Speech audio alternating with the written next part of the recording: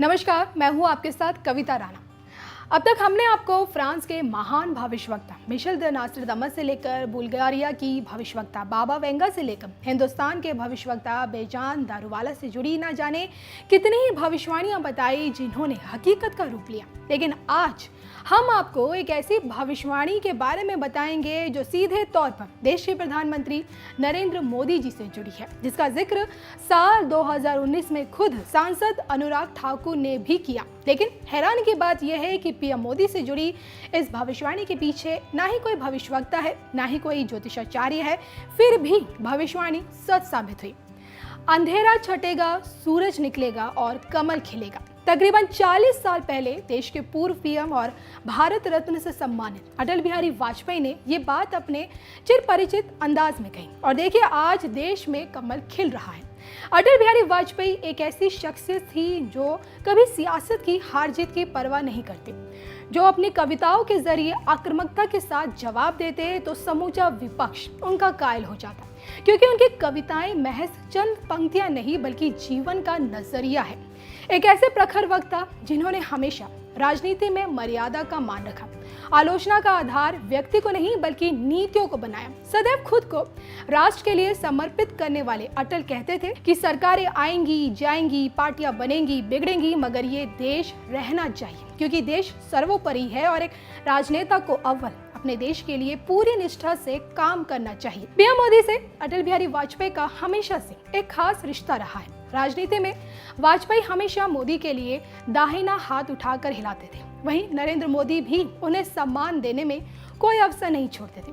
कई बड़े बड़े मंचों पर ऐसा देखा गया जब नरेंद्र मोदी झुककर अटल जी के गले मिलते थे, वहीं अटल जी भी उनके सिर पर हाथ फेरते हुए, पीठ थपथपाते हुए आगे बढ़ने के लिए प्रोत्साहित करते दिखे। गुजरात दंगों के बाद भी अटल बिहारी वाजपेयी ने नरेंद्र मोदी पर भरोसा किया और गुजरात की जिम्मेदारी उन्हें सौंपी। लेकिन क्या आप जानते हैं कि संसद में बतौर प्रधानमंत्री अटल बिहारी वाजपेयी ने एक ऐसी भविष्यवाणी की जो बाद में पीएम मोदी के हाथों सच साबित हुई। साल 1999 जब एक वोट से वाजपेयी की सरकार गिर गई थी, तब लोकसभा में विपक्ष दलों ने उनका बहुत उपहास उड़ाया था और तब अटल बिहारी वाजपेयी ने लोकसभा में कांग्रेस को संबोधित करते हुए विपक्ष खासकर कांग्रेस के लिए कहा था कि आज आप मेरा उपहास उड़ा रहे हैं, लेकिन एक वक्त आएगा जब लोग आपका उपहास उड़ाएंगे। और ये बात उन्होंने तब कही थी जब एक वोट से सरकार गिरने के बाद उन्होंने त्यागपत्र देने की घोषणा की थी। उनके त्यागपत्र की घोषणा करते ही विपक्ष की ओर से मेजें थपथपाई जाने लगी थी और अटल जी की इस भविष्यवाणी को अनुराग ठाकुर ने बकायदा ट्वीट कर कांग्रेसियों को याद भी दिलाई, क्योंकि अटल जी की यही भविष्यवाणी लोकसभा चुनाव में सच साबित हुई। अनुराग ठाकुर ने अटल बिहारी वाजपेयी की इन बातों को बकायदा ट्वीट कर कहा था, मेरी बात को गांठ बांध ले, आज हमारे कम सदस्य होने पर आप हंस रहे हैं, लेकिन वो दिन आएगा जब पूरे भारत में हमारी सरकार होगी, उस दिन देश आप पर हंसेगा।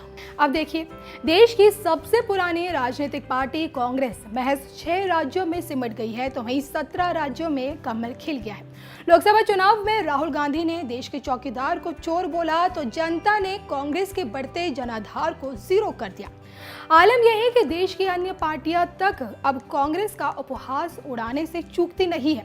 तो देखा आपने, भले ही ज्योतिष शास्त्र से अटल जी का दूर दूर तक कोई कनेक्शन नहीं है, फिर भी उनकी अंतरात्मा ये बखूबी जानती थी कि एक दिन भारत में कमल खिलेगा और कांग्रेस सिर्फ एक मजाक बनकर रह जाएगी, जिसके पीछे आज पीएम मोदी का नाम लिया जाता है।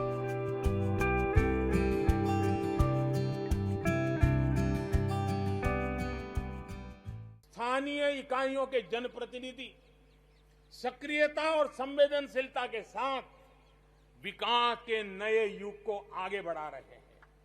मैं उनके वहीं के सभी पंच सरपंचों को हृदय से बहुत बहुत बधाई देता हूं विकास यात्रा में उनकी सक्रिय भागीदारी के लिए।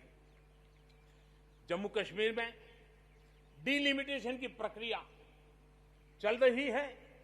सुप्रीम कोर्ट के निवृत्त न्यायमूर्ति के नेतृत्व में डिलिमिटेशन का काम चल रहा है और जल्दी से डिलिमिटेशन का काम पूरा होते ही भविष्य में वहां चुनाव हो, जम्मू कश्मीर के एमएलए हो, जम्मू कश्मीर के मंत्रीगण हो, जम्मू कश्मीर के मुख्यमंत्रीगण हो, नई ऊर्जा के साथ विकास के मार्ग पर आगे बढ़े, इसके लिए देश प्रतिबद्ध भी है और प्रयासरत भी है कि सभी 6 लाख से ज्यादा जो हमारे गांव है, उन सभी गांवों में ऑप्टिकल फाइबर नेटवर्क पहुंचाया जाएगा। जरूरत बदली है तो हमने प्रायोरिटी भी बदली है।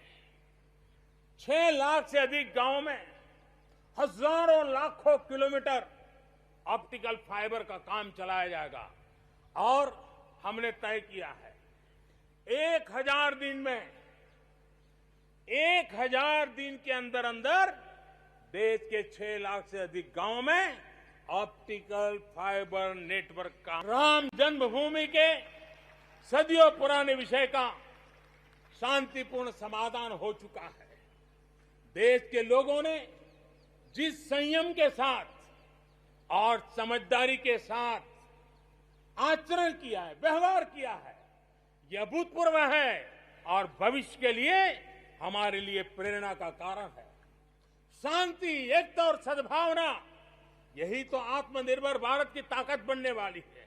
यही मेलजोल, यही सद्भाव भारत के उज्जवल भविष्य की गारंटी है। इसी सद्भाव के साथ हमें आगे बढ़ना है।